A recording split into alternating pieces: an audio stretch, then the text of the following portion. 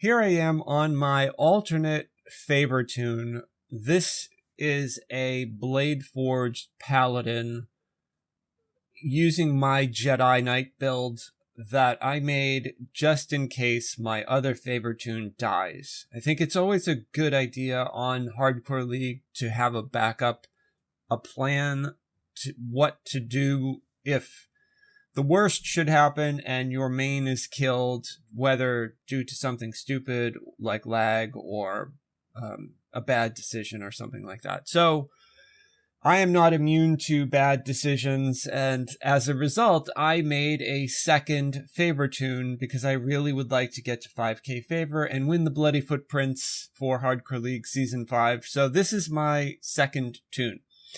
It is a Bladeforged Paladin using my Jedi Knight build. That build, I will go over the basics. It's not ideal for my Jedi Knight build, even though you can really do any race and sort of any class combination. The traditional Jedi Knight build that I came up with is on a drow, and it utilizes the Feydark shortsword as the favored weapon on a paladin.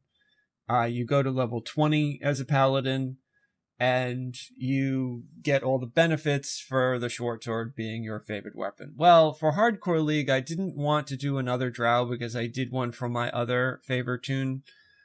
But so for this one, I did a Bladeforged. Bladeforged is a Warforged that has been enhanced by the Lord of Blades. Warforged and DDO have a ton of immunities. Naturally, they are very survivable. They are immune to poison, disease, energy drain, exhaustion, fatigue. They are just really good characters for Hardcore League. Probably the Warforged Artificer is the best choice if you've never done Hardcore League before, because you'll be on a character that's immune to everything, you're ranged, and you can find and disable traps.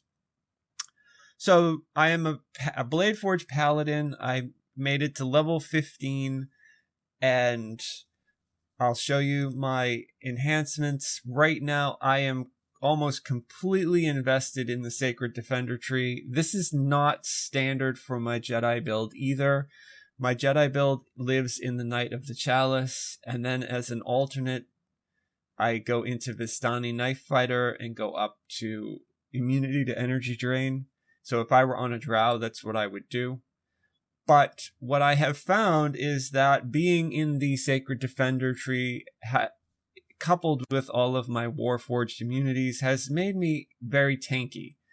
And as a result, I am doing decent enough DPS as a single weapon fighting paladin in the Feydark to get my lightsaber, my Jedi lightsaber. I've got the permanent shield. I've got my color spray, which is the Jedi mind trick of the build. And then I've got a bunch of PRR, MRR, and lay hands out of this tree. I've also got spell resistance, and I've got extra hit points from improved constitution. I've got 20% competence to bonus to maximum hit points, and then at 18 I'll get even more. And so you can see, standing here at level 15, I have almost 700 hit points. That goes up over 700 when I activate my Divine Righteousness, and if I cast Virtue on myself, I'm almost at 740. If I fully buff up and put all of the buffs that I have on me, you can see my PRR is over 100, my MRR is 60, and then because I am in the Feydark Illusionist, if I do my shield, that goes up 10 more, so I'm almost 120 PRR. My short sword, even though it's not considered my holy weapon because I'm on a Bladeforged, as a single weapon fighting paladin, I've got a +6 Shadow Blade. It's impactful. It's got Force Blasts, Greater Nightmares on Vorpal hits. I've got increased weapon die from Holy Sword, meaning that you can see my critical multiplier 18 to 20 times 3. So I am doing decent damage for someone who is extremely tanky. My armor class is 85. My defense at level is 72.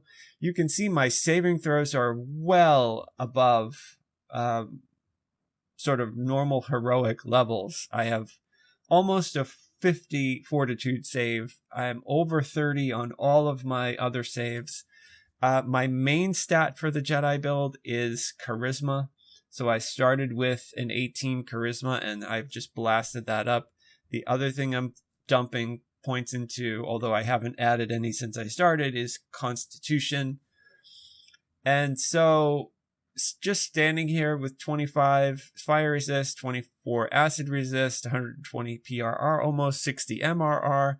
I've got damage reduction too, which doesn't mean anything really. But overall, I'm pretty survivable. I've got a Death Ward clicky from the Salt Marsh that I was using as my main hat until I looted the Executioner's Helm from the Slaver's Chain. I'll show you the rest of my gear. There's my shield wand for the Feydark. My goggles are not best in slot for me at all. I'm using the Negotiator's spectacles, which give me diplomacy. I took it really because I have a green slot that I could put a blindness topaz in, and diplomacy happens to be the allure skill that I am putting points into. So when I get to certain Sharn where I can use allure, I have a pretty decent diplomacy skill. I may be able to bypass some fights. So it's always good to have at least one allure skill, whether it's bluff, intimidate, or diplomacy. The Executioner's Helm is not best in slot for me. It's sort of redundant, but I did not loot the Crown of Butterflies from the Feywild. That would be best in slot for me, and I ran the Feywild on 3 different characters and did not loot it. So this is the best that I can do. It's got Relentless Fury, Seeker +5, Quality Combat Mastery. I put a Resistance Sapphire in it. My necklace is the Dawn's Herald Charm from Ravenloft, +6 Wisdom. I need Wisdom in order to cast spells as a paladin. I can turn undead as a paladin, so Insightful Faith, Sacred, and Hallowed all help me. I just usually don't turn undead as a paladin because paladins are typically much weaker than clerics at turning undead. But it's there if I want to, and I put a Charisma topaz, actually a Charisma diamond in that, and it is part of my set bonus. I have two different set bonuses. I have the Adherent of the Mists from Ravenloft, and I have the Seasons of the Feywild from the Feywild expansion. I farmed a Dusk Heart. I would have preferred to get a Bloodstone, but the Dusk Heart is what I got, so that's what I'm using. I have not yet put a diamond in it. I'm wearing the Mantle of Fury from Ravenloft. Gives me 6 con, double strike, dodge, and I put a Topaz of Swiftness in that. That lets me move at 30, which stacks, by the way, with this Swift Defense 10% from the Paladin tree. So I'm moving at 40, which is great. I can zip around as fast as a barbarian. My belt is the Black Dragon Scale Tacet from the Feywild. It gives me Black Scale Ferocity, which throws me into haste every once in a while. Armor Piercing, Relentless Fury, which is duplicated on this helmet, but and then Acid Resistance. I slotted a Fire Resistance in there, and it's part of the set bonus. The Nocturne Ring I'm using allows me to keep my +10 Feywild set bonus, +10 hit points. It's got a Mythic 1, bonus fortification, True Seeing, which is great because I can't cast it, and Command +3, which allows me to have a better chance at UMD. So all in all, this ring, even though it's probably not the best, it's definitely serving me with some good stuff. Blur-fingered gloves are not the best for me, but they give me quick draw, which I don't really need as a paladin, but lesser displacement I get, 25%. It's almost as good as having regular displacement. It's better than blur. I've got mythic hands, and I put a strength diamond in there. My boots are the soft soul slippers. They give me ghostly, which is an incorporeal mischance, and I've got insightful charisma, which is the best source of insightful charisma right now that I can get. My ring is insightful deadly, insightful intelligence, which doesn't matter for me, +5 to my reflex saves, which is redundant, physical sheltering, a mythic boost, and feather falling. This contributes to the set bonus, which is why I'm wearing it. There are better rings for me. I just need to farm them, basically. My bracers, the only random gen loot that I'm using, is spell resistance 20, spell save 6, constitution 5, insightful, fortification 39. I thought that was really good for level 13. That spell resistance stacks with the spell resistance from my aura, and it also stacks with the spell resistance that I get from Sacred Shield. So even though I am on a Warforged, my spell resistance is 35 just standing here. That is great because I am only level 15. If a level 15 mob casts a spell on me and rolls a 20, that's a 35. He's not going to penetrate my spell resistance, so that covers me there. My docent is from Slaver's Chain. It is the Executioner's docent. It gives me +3, profane, well-rounded, quality, deadly, insightful, intimidate, quality, accuracy, and a mythic 2, and I put a heavy fortification sapphire in there. I can find a better one. I didn't find a better one when I ran Ravenloft, but hopefully when I run Sharn, I will find a better one. And that's that. And in my hand, even though I'm single weapon fighting, you're allowed to carry an orb. So I have an orb because I color spray. I'm using the Mistfallen, which drops in Ravenloft. It gives me a +1 insightful bonus to all my DCs, and it boosts the caster level of illusion spells, which that's what color spray is.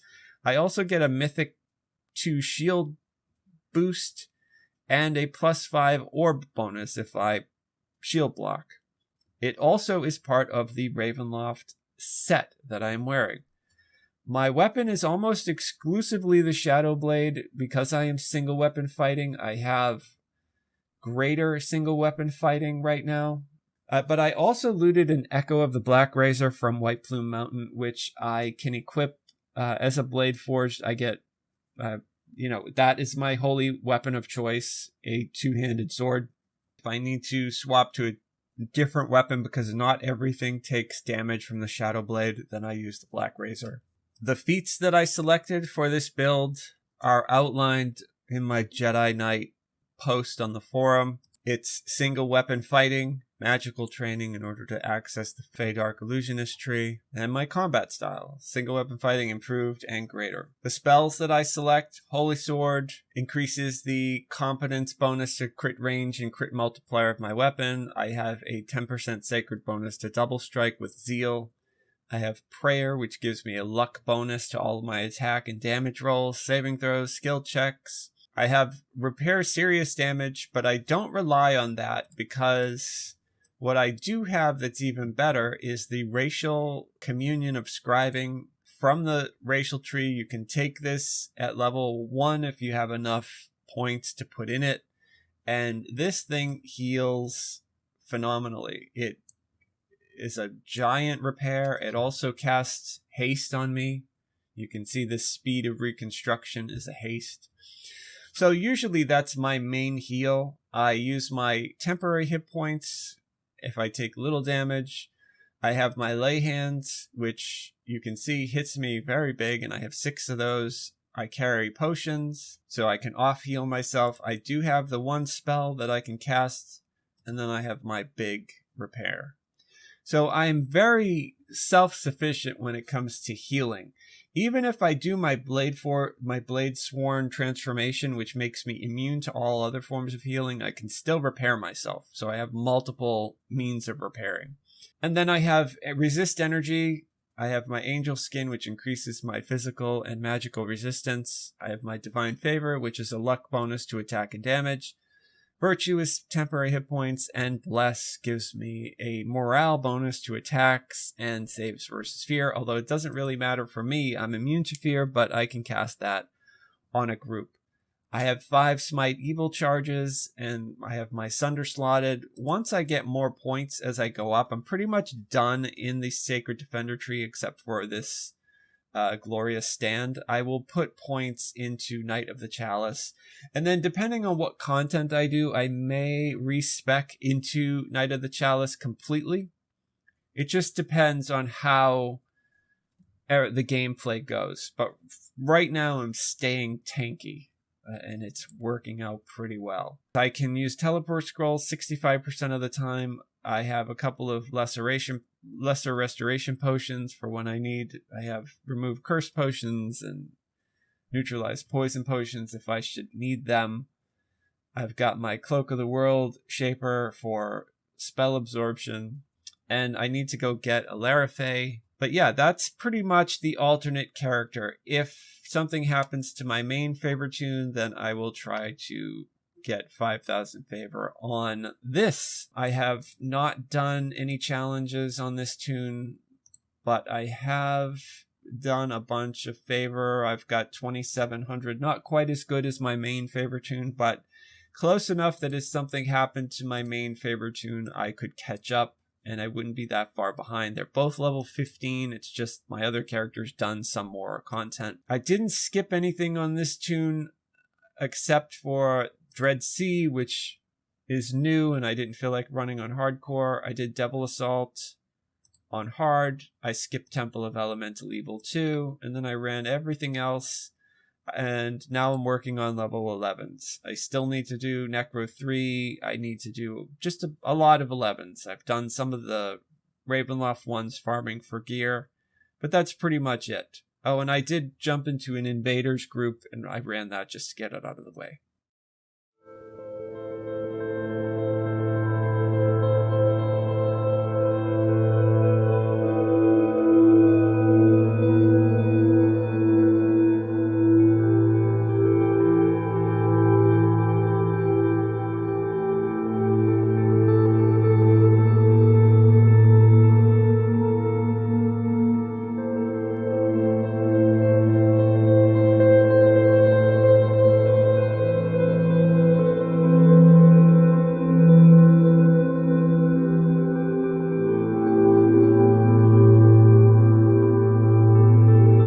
Join us for more. I plan to do lore videos for each quest in DDO, as well as the raids. Plus, I will be releasing more Session 0 videos for DDO on topics such as player character races, the religions of Eberron, the Last War, and the Mournlands, the Dragon Marks, the Dragon Marked houses, and much, much more. Click the like button if you enjoyed this video. Comment down below. I like interacting with other players. My main tune in DDO is named Mary. I am on Sarlona. I also have a guild on the Hardcore League. My guild is Death Smile. Please say hi if you're on either of those servers. Subscribe to see more Adventure AI content about DDO, Dungeons & Dragons Online, and gaming in general. I also play Star Wars The Old Republic. You can join us at Adventure AI on Discord. Check us out on Twitch. Check us out on Twitter. You can go to our Patreon and become a patron of the channel, where you would get access to all of the scripts, the images, the music, the videos, as well as behind the scenes, and the ability to request topics for me to make